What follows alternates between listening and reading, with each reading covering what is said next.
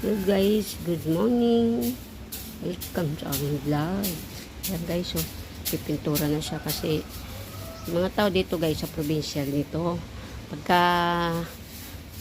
malapit ng pista sa kanila, saka sila nag-aayos ng bahay, kanya-kanya, busy, magpintura, maglagay ng kurtina. Ayan o, pininturahan niya yung bintana kasi para kada daw tingnan pagdating na ng pista. Ayun sa guys.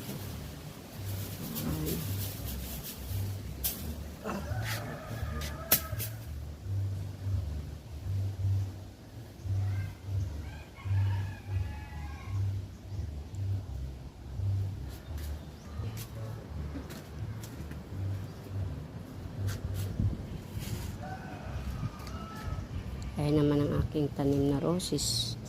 Ang gaganda. Ayan.